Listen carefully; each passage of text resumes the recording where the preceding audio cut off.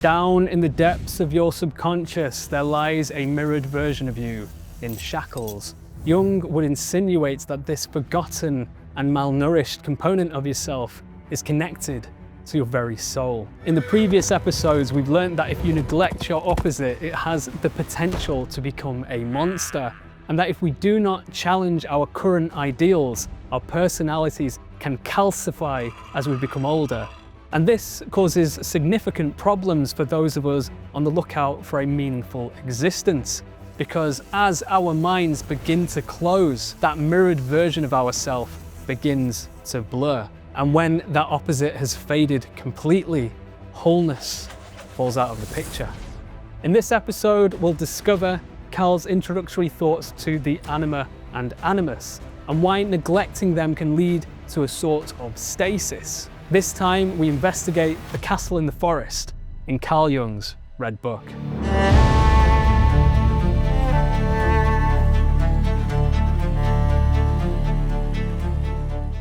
We step into the second chapter of Liber Secundus, where Jung's inner world starts feeling less like a personal diary and more like a myth that we've somehow stumbled into by mistake. He's lost in a dark forest, walking alongside an old cart track until he finds himself standing in front of a small castle surrounded by a swamp.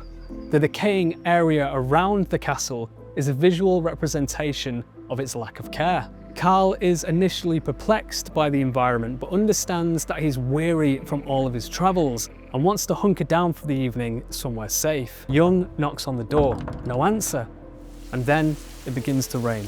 Like many of his other visions, his patience is being tested. But eventually a man in tired garments opens the door. Jung's observation is that this man before him must be a lowly servant of the castle. He asks for lodgings, and Carl is led upstairs up a spiral stairway, and at the top he enters into a scholar's study. He sees books across the walls, and in the centre of the room there sits a man in a black robe at a writer's desk. The man looks familiar. He's the archetype of the sage, but Jung can't quite place him. He has that modest, fearful look of scholarly men who have long since been squashed to nothing by the abundance of knowledge. Jung requests a place to sleep for the evening. He's ignored. A couple of moments pass, and Carl asks again. This time, the man responds, "So you want to sleep? Then please yourself." Jung isn't quite rejected in this moment, but he definitely feels as if this wise old man has no time for him. The state of the outside of the castle begins to make more sense to Carl now, as it's obvious that the owner is only concerned with what lies within. More moments pass, and Carl waits patiently, noticing that the old scholar is engrossed in yet another one of his books. For a third time now, Jung asks the scholar to instruct his servant to lead him to his room, and rather sharply, the old man replies with, "You are demanding. Wait, I cannot just drop everything." If you've ever been in a state of flow before with someone doing their best to take you out of that state, this is very relatable. It definitely is to Jung, as he sees a lot of himself in this character.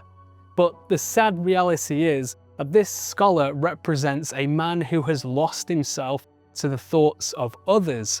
Each page that he digests is the essence of someone else he's living for rather than himself. Now don't worry, the sort of cosmic irony isn't lost on me. I'm learning very quickly that it's almost impossible to make a series about the Red Book without it humbling you and making you feel like an idiot for doing so. But I'm also learning that if you don't feel humiliated at points in your path to meaning, you're probably doing it wrong. So I'm choosing to see that as a sign I'm heading in the right direction. Eventually, the servant leads Jung to his quarters for the evening. He gets into bed, blows out the candle, and immediately notices that the sheets are rough and that the pillow is hard. Thoughts swirl around his head regarding the man, the servant, the idyllic solitary life that they lead. But this narrative Jung is building about the situation is boring to him until he adds another character. He wonders for a fleeting moment if the old man has a daughter. a daughter who's trapped inside this castle who wishes to escape from her overprotective father. Jung is immediately disappointed in himself for manifesting such a cliché fantasy. He even verbally assaults himself over how basic of a premise this concept is, and he notices that he's losing sleep over it as well. But this simple idea just refuses to leave the man alone. Why the devil must I plague myself with such empty fantasies? Eventually, Carl has to accept that the spirit of the depths wants him to explore this idea, as ludicrous as it may be to him. And at that moment, as he looks to the door, he witnesses a slim girl as pale as death. For heaven's sake, what is this? She's coming nearer. Again, Carl is disappointed in himself for conjuring an idea so far below his taste that he claims to have spat on similar narratives decades ago. This descent into inferiority is humiliating for Jung, who sees himself well above this basic story. The pale girl, well, she picks up on this and says, So you too think me common? Do you too let yourself be deluded by the wretched delusion that I belong in a novel? Carl is dismissive of her, basically saying that the concept of her must only have come to be because his brain is sleep deprived. You wretch! How can you doubt that I am real? Great job, Carl. You've made this poor girl cry. I mean, you're so dismissive. Like, who do you think you are? The bloody sage in the library. Who are you then? I am the old man's daughter. He holds me here in unbearable captivity, not out of envy or hate, but out of love, since I am his only child. Just accept that you're capable of writing a generic novel, Carl. We can't be great all the time. Come on. Is this not some hellish banality, word for word, pulp fiction from the lending library? Oh, you gods, where have you led me? I think it's important to state here that because this vision is happening within Carl's psyche, that the characters are representative of himself. He's being very dismissive and cruel towards part of himself. Witnessing this girl crying in front of him forces him to be empathetic and consider that this girl, in a sense, might be real. If she's a decent girl, what must it have cost her to enter into the room of a strange man and to overcome her shame in this way? Carl's heart finally softens as he tells the girl that he believes that she is real. Finally, a word from a human mouth. And with that, his mind begins to open to the idea that it was a part of himself that had bewitched this girl into unoriginality. Carl is intrigued by her sudden shift in energy, and she speaks of this would-be fairy tale as if it was more valid than any other story. She's hinting at the fact that the deeper human truths exist within basic human thoughts and feelings. Carl, being the scholarly man that he is seeking depth and complexity. The girl, she shrugs her shoulders at that, claiming that Carl is reaching for something inhuman, and that if his mission is to find the deeper truths of humanity, then he should seek value and meaning from things that concern the essence of being human, as basic as those thoughts and feelings might be. When I saw your father, I hoped he would invite me to a scholarly conversation. He did not, and I was aggrieved at him because of this, since his distracted slackness hurt my dignity. But with you, I find it much better. You give me matters to ponder. You are uncommon. You are mistaken. I am very common. There's a throwback to one of Carl's earlier visions as she asks, "Do you love me?" I thank you, dear friend, and I bring you greetings from Salome. And then the girl fades away into the dim moonlight, leaving behind a profusion of red roses. So what does it all mean?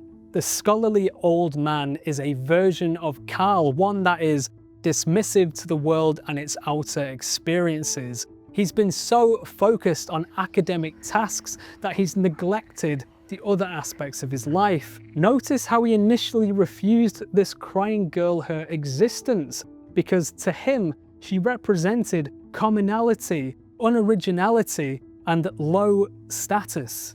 In a similar way, he had passed judgment on the servant too, first at the entrance of the castle, and then again in the library. It reveals Carl to be full of ego. I mean, he's so tied to the idea that when the girl reveals herself to have been bewitched by the banal, in other words, with mediocrity, Carl immediately attempts to raise her up in his own status hierarchy. You give me matters to ponder. You are uncommon. And in that moment, he misses the point as she repeats, I am very common. There's a resemblance to Jack and Rose from the Titanic or Aladdin and Jasmine. It's not an uncommon film trope for the high status personality to become bored at the rigidity of their life and seek salvation in the danger and adventure they can embark on with a perceived poorer person. The crying girl is the neglected and malnourished part of Carl's soul that we talked about at the very start of this episode. This interaction would put an idea into Carl's mind about masculine and feminine opposites. He pondered whether it was possible that men could have a feminine opposite as part of their psyche, which he would later go on to coin as the Anima. On the other hand, he would question whether women would have a male opposite, which he would later call the animus. He posits that if you're only looking for the masculine in men and feminine in women, then you're seeking men and women rather than people. Gender identity is a weirdly odd topic in 2026, and my read on Carl's thoughts on that are that labels and a focus on gender prevents you from establishing your true identity, that too much of a focus on femininity or masculinity without balance, it can lead you to becoming quite a toxic person. I personally would like to believe that you and me are the sum of the value we bring into the world, and that the material aspects of who we are have less importance than the actions we take in life to build a better reality. There's a sense from Carl's writing that in order to be comfortable with men and women, you need to understand the masculine and feminine aspects of your own personality, and an avoidance of integrating those components can lead to a place of confusion and even a hatred of the opposite sex. In the closing of the castle in the forest, Carl reflects on the wise old sage and realizes that this academic doesn't live in greater measure than others, as his life is tied up in external thoughts, those of others and not his own. Carl would say that this type of person lives for their object, and he compares the academic to any other person living an external life. It's incredibly easy to trick yourself into thinking that you're grasping at meaning off of the back of other people's words without really digging into the wider context yourself. I mean, how many people do you know who'll watch a video or read an article and espouse those ideas as if they were their own? I mean, we're all guilty of it. It's what the media is designed to do to us after all. We're left with a final image, one of a mountain and a valley. We can't be in both places at once, but we can create the path between the two in order to find our way. From the mountain to the valley, from the valley to the mountain. It's a journey that can bring soul to the soulless.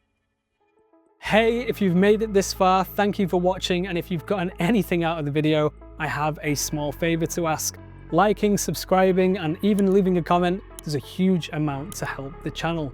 I've got a playlist of the previous 4 episodes here, and if you are subscribed, well, you can expect to see more of this kind of content very soon. Thanks again for watching, and I'll see you in the next one.